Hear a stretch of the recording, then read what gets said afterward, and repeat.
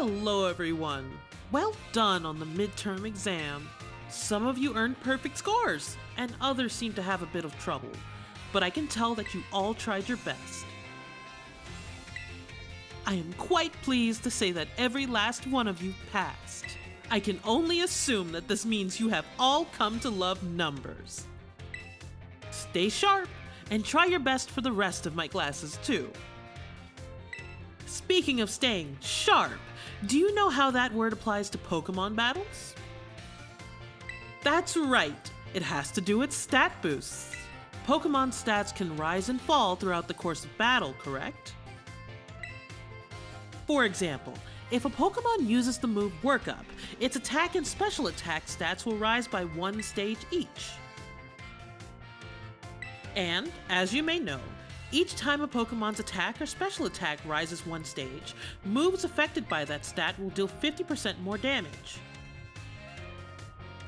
If that same Pokemon from our previous example were to use Work Up again, both its attack and special attack will have risen by 2 stages total. This results in a 100% increase to damage dealt, making its moves twice as strong.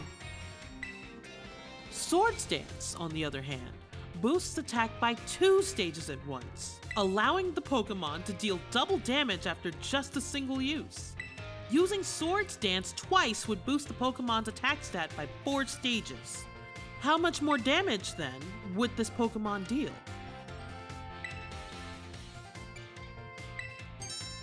Wow, that's great! You answered this difficult question with ease, Juliana. Each stage that a Pokemon's attack or special attack stat is raised increases its damage by 50%. So, being raised 4 stages would result in a 4 times 50%, or 200%, increase.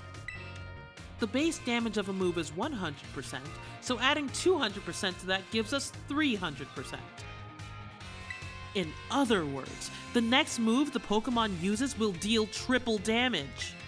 Type matchups, critical hit damage, and other factors all play into these calculations as well, so even a small boost must be taken seriously. By the way, if a stat simply rose, that means it has gone up by 1 stage.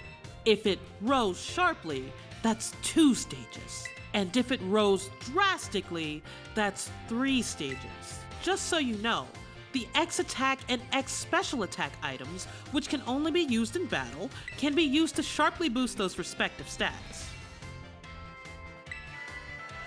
Oh my, is that the bell? I suppose that's all for now. What a shame. Today's lesson was a little difficult, so be sure to review what you learned in order to stay sharp. I'll see you all again next class.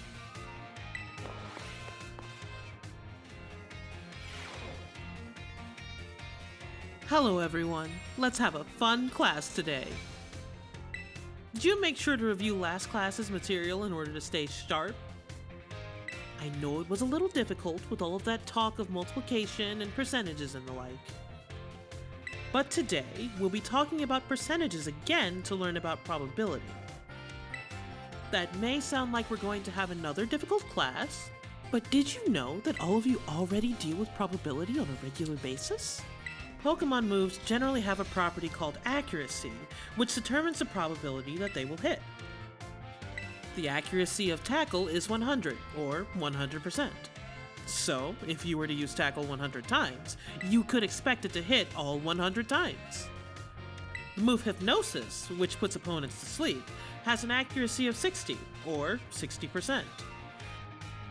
That means you could expect it to hit 60 times in 100 uses.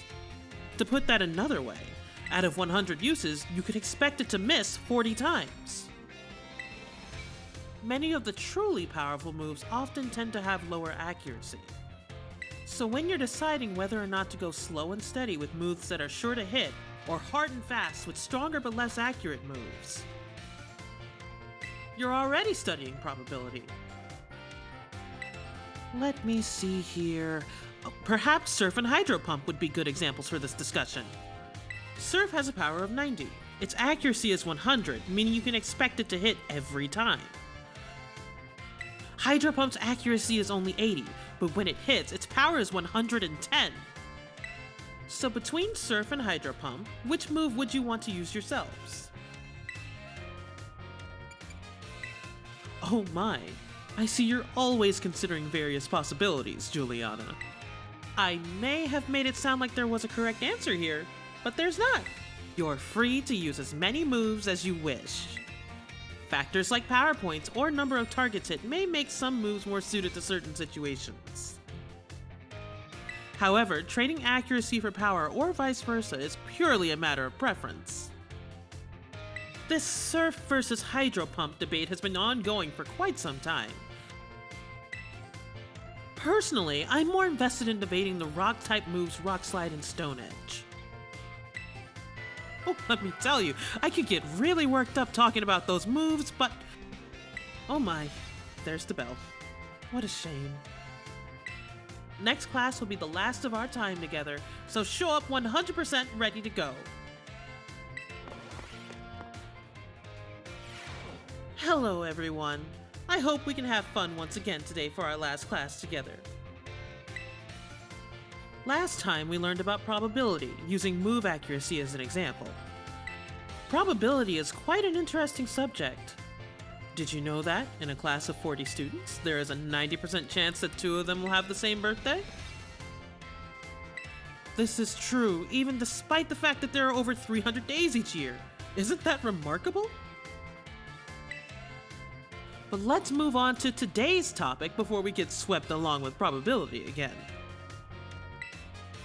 I've been teaching you all how to calculate damage in this class using examples like type matchups, critical hits, stat boosts, and the like. All of these variables are multiplied together to calculate damage dealt to an opponent. However, did you know that there is an even simpler way to increase the damage of your Pokemon's moves? All you have to do is have your Pokemon use a move it shares a type with. If a Rock-type Pokemon uses the Rock-type move Stone Edge, the move's base power of 100 is multiplied by 1.5 to become 150. Ground and Rock may seem like similar types, but if a Ground-type Pokemon uses Stone Edge, the move's power will remain 100. Super effective moves and critical hits also add multipliers onto this little numerical increase, so it most certainly must not be taken lightly. Let me ask you a question to see if you understand what I'm talking about here. Say you have a move with a power of 100. If a Pokemon that shares a type with this move uses it and hits an opponent that is weak to that type, what happens to its power?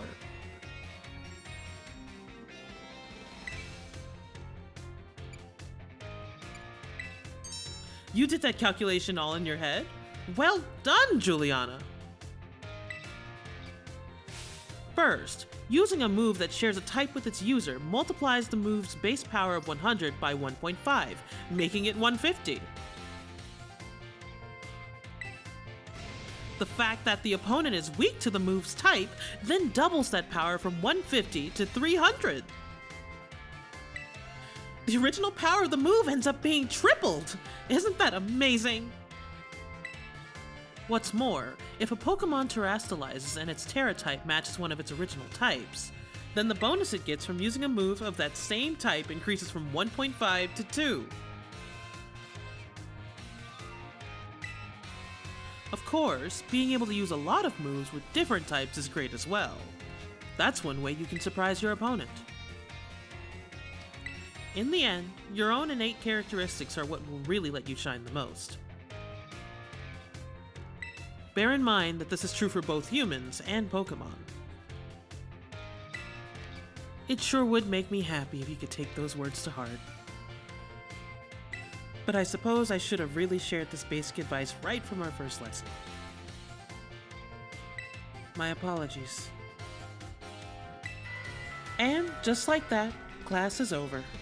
The last of our time together flew by in the blink of an eye. It was so much fun to be able to teach all of you eager students about numbers. Next class will be our fun final exam. Be sure to review the material well in preparation.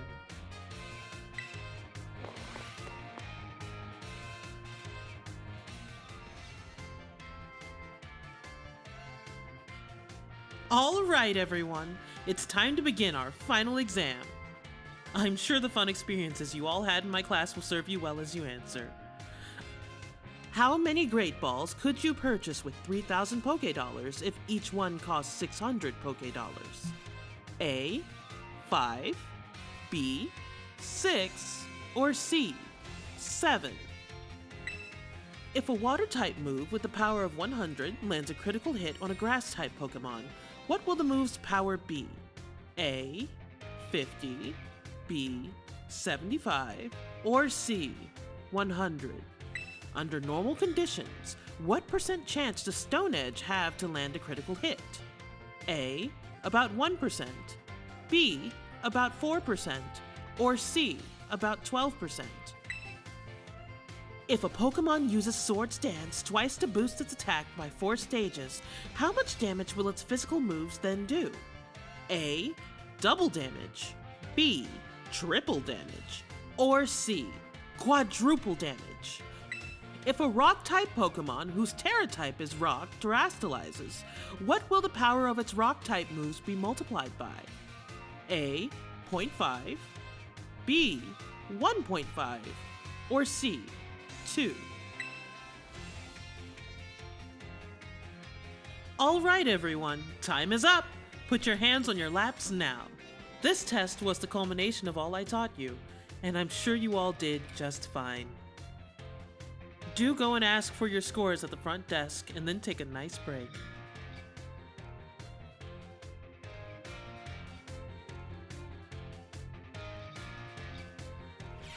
It feels great to get a test out of the way, doesn't it? Let's take a look at your results.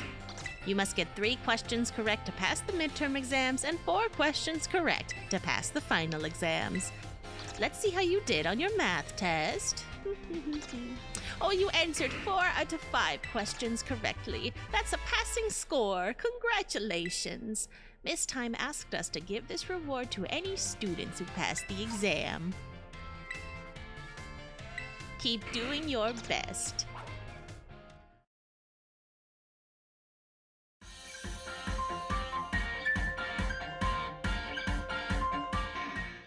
Thank you for watching.